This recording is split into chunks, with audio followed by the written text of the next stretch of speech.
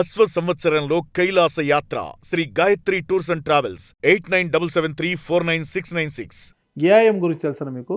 అన్న AIM all India Muslim League కదా, idea లేదన్న. అంబేద్కర్ ఇండియా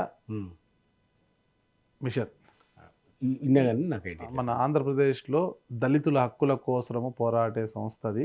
దాదాపు 10 లక్షల సభ్యత్వాలేమో ఉన్నాయి ఏఐఎంలో. సంతోషం. అంబేద్కర్ ఇండియా మిషన్ వాళ్ళ కృషికి అభినందనలు. కానీ అది ఒక ఎగ్జాంపుల్ ఏంటంటే, ఒక ఎగ్జాంపుల్ చెప్తున్నా. మహాత్మా గాంధీ గారు ఈ దేశానికి స్వతంత్రం తెచ్చాడు అహింస మార్గంలో. అలాంటి మహాత్మా గాంధీని కాంగ్రెస్ పార్టీ కానీ కాంగ్రెస్ నాయకత్వాన్ని బొమ్మలు పెట్టి, అంటే ప్రజల నానుడి బొమ్మలు పెట్టి రాజకీయ లబ్ధి కోసం ఏ విధంగా వాడుకున్నారో అదేవిధంగా దళిత సామాజిక వర్గంలో ఉన్న మేధావులు, అంటే వాళ్ళ మేధావులు కూడా కనుక కుసంస్కారం, అది దాన్ని ఏమంటారన్నా సూడో మేధావులు, అంబేద్కర్ భావాజాలం కానీ అంబేద్కర్ యొక్క విశిష్టమైన ఆలోచన విధానం కానీ ఈ దేశం పైన, ఈ భూమిపైన, ఈ భారతదేశ సమగ్రతకు ఏ ఔన్నత్యానికి పాటుపడినాడో ఆ ఔన్నత్యాన్ని అంతా కూడా సమాజం దూరం పెట్టిందన్న. బికాజ్ ఆఫ్ ఈ సూడో ఇంటలెక్చువల్స్ ఎవరైతే ఉన్నారో, అంబేద్కర్ మావాడు, అంబేద్కర్ మావాడు. అంబేద్కర్ ఎవరివాడు కాడు, భారతదేశ సంపదది, మహామేధావి. సరే, అలాంటి అంబేద్కర్ గారి పేరుతో అంబేద్కర్ ఇండియా మిషన్ అని ఏఐఎం స్థాపించి దళితులకు ఆర్థిక, రాజకీయ, సామాజిక ఎదుగుదల కావాలని ఆ సంస్థ గురించి మీకు తెలియదా? ఆ మహానుభావుని పేరు చెప్పు.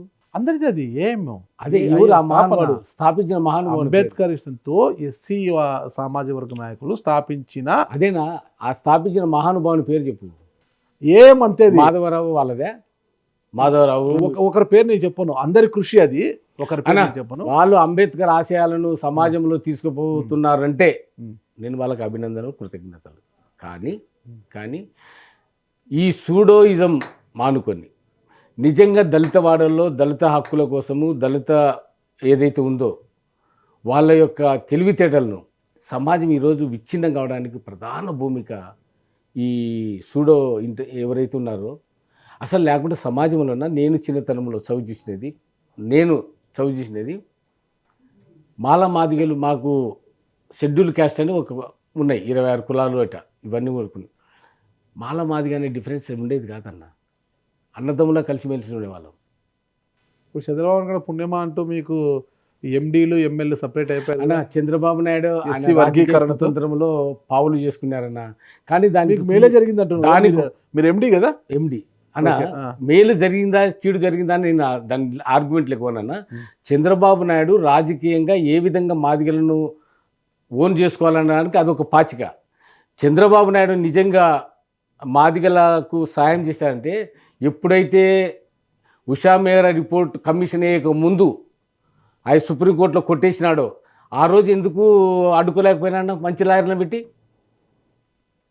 ఆయన కుహనీతి కాకపోతే మళ్ళీ తర్వాత రాజశేఖర రెడ్డి గారు 2004లో సీఎం అయిన తర్వాత సుప్రీంకోర్టు 2005లో కొట్టేసిన తర్వాత మళ్ళీ రాజశేఖర రెడ్డి గారు 2 మాటలు అసెంబ్లీ యునానిమస్గా ఇప్పించాడు. ఈ దేశంలో అన్యాయం జరుగుతుంది మాదిగలు కానీ. తర్వాత ఉషా మేరీ కమిషన్ ఎవరు ఇప్పించారు? డాక్టర్ వైఎస్ రాజశేఖర రెడ్డి గారు ఇప్పించారు. మా పార్టీకి చేత కావట్లే, వైఎస్ఆర్ కాంగ్రెస్ పార్టీకి. నేను సజ్జల రామకృష్ణ గారికి చెప్పాను, మొత్తం రిపోర్ట్ అయితే ఇచ్చాను. సరే, ఇదంతా కృషి మా మహాను రాజశేఖర రెడ్డి గారు సార్. ఉషా మేరీ కమిషన్ ఎవరు ఇప్పించారు? రాజశేఖర రెడ్డి గారు ఇచ్చారు. సోనియా గాంధీ గారు మన్మోహన్ సింగ్ చెప్పి ఉషా మేరీ రిపోర్ట్ తెప్పించింది ఎవరు? మీ పార్టీ చేతకాంతనమా సజ్జల రామకృష్ణ రెడ్డి గారు చేతకాంతనమా? సజ్జల రామకృష్ణ రెడ్డి ఇవన్నీ మా జగన్మోహన్ రెడ్డి గారు చెప్పాలి కదన్నా. ఆయన కదా సలహాదారుడు, అధ్యక్షుడు ఆయన కదా.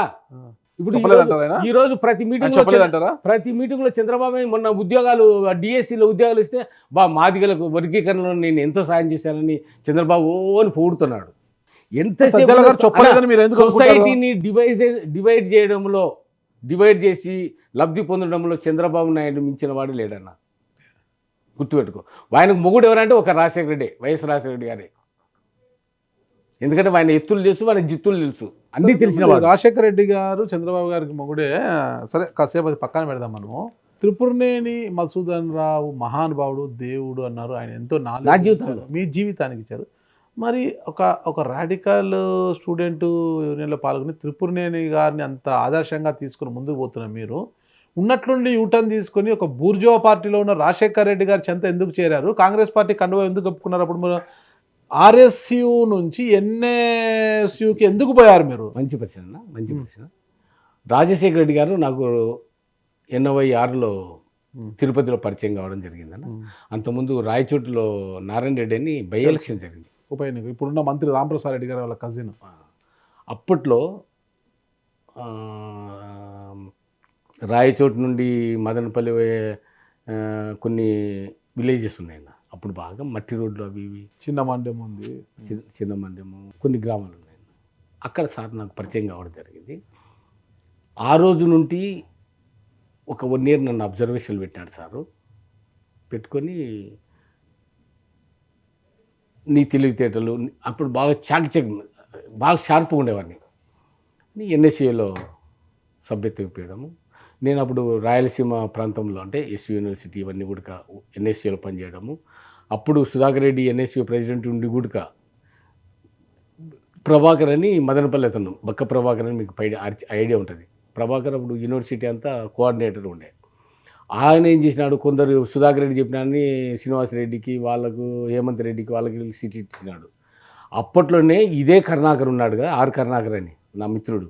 ఆర్ కరుణాకర్ నేను ఇద్దరం కలిసి రామకృష్ణ అని రాజీవ్ యాక్టివ్ ఎన్ఎస్ఏ అని పెట్టి గెలిపించాను ఒక దళిత బిడ్డను. మీకు తిరుపతిలో రాజశేఖర్ గారు పరిచయం అయ్యారన్నా? మిమ్మల్ని ఎందుకు అబ్జర్వేషన్లో పెట్టాడైనా?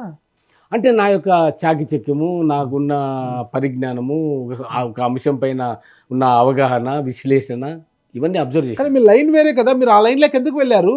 అక్కడ ఒక్కసారిగా రాడికల్ ఉద్యమాలు, ఒక కమ్యూనిస్ట్ భావజాలము, ఒక మావోయిజాన్ని వంట పట్టించుకున్న మీరు బూర్జువా పార్టీలోకి ఎందుకు వెళ్లాల్సి వచ్చింది? ఇది కదా, రెండు విరుద్ధ పార్టీలు కదా. బూర్జువా పార్టీలోకి నేను పోలేదన్నా. బూర్జువా పార్టీలో ఉన్నటువంటి రాజశేఖర్ యొక్క ఆనిముత్యం, ఆ ముత్యం దగ్గర పోయినాను నేను. మరి ఎక్కడుంటే ఏముందన్న? గంజాయి ఇప్పుడు చుట్టూ తులసి మొక్కలు పెట్టుకుని మధ్యలో గంజాయి ఉన్న దాని మీదకే పోతుంది. నాకు సంబంధం. రాజశేఖర రెడ్డి రాజశేఖర రెడ్డి మహానాయకుడు, గొప్ప వ్యక్తి. నేను లేదని లేదు, ఎవరికైనా మహానుభావుడు ఆయన, గొప్ప నాయకుడు ఆయన. ఓకేనా, వెల్ఫేర్ని ఆ స్థాయిలో తీసుకొచ్చిన గొప్ప నాయకుడు, పేదల పక్షపాతి, పేదల గుండెల్లో ఈ రోజుకున్న నాయకుడు రాజశేఖర రెడ్డిని కాదనను. రాజశేఖర రెడ్డిని అభిమానించి మీరు అక్కడ ఆయన వెంట ఊరుకుంటే మీరు కాంగ్రెస్ పార్టీలో కొనసాగారు. అంటే ఎలా మార్చుకున్నారు మీ సిద్ధాంతాలని? సిద్ధాంతాలను మార్చుకోవడం అంటేనా, ఆ రోజు ఉన్నటువంటి నిర్బంధం. చెన్నారెడ్డి గారు ముఖ్యమంత్రి అయితేనే పార్టీ పైన నిర్బంధం పెట్టారు. నిర్బంధం వస్తేనే నేను అప్పుడు ఆర్ కృష్ణయ్య గారు మండల్ కమిషన్ అని విపి సింగ్ గారు ప్రైమ్ మినిస్టర్ అప్పుడు వచ్చింది. అప్పుడు ఆర్ కృష్ణయ్య గారు స్టేట్ ప్రెసిడెంట్గా, మన ఆర్ కరుణాకర్ గారు రాయలసీమ రీజన్కు, నేను తిరుపతికి మండల్ కమిషన్కు కోఆర్డినేటర్గా ఉండి ఆ ఉద్యమం ప్రాతిపదికన విద్యార్థుల్లో పని చేసుకుంటూ పోవడం జరిగింది. ఆ చనువుతో సారు మమ్మల్ని, నన్ను కానీ కరుణాకర్ కానీ వీళ్ళంతా ఆర్ఎస్యుపై నిషేధం విధించిన మీరు ఎన్ఎస్యులో చేరి చాప కింది లాగా ఆర్ఎస్యు కోసం పనిచేయలేదంటారా? అంటే ఆర్ఎస్యు అంటే ఏందనుకుంటావునా? రాడికల్స్ అంటే ఏంటి? నేను రాడికల్ స్టూడెంట్ భావజాలం ఉన్న నాలో ఆర్ఎస్యు అంటే రాయలసీమ స్టూడెంట్ యూనియన్ స్థాపించింది నేను. రాడికల్ స్టూడెంట్ యూనియన్ ఉండొచ్చు, దాని భావజాలం ఉండొచ్చు. ఆర్ఎస్యు వ్యవస్థాపకులు భూమన్ గారు కదంటారా?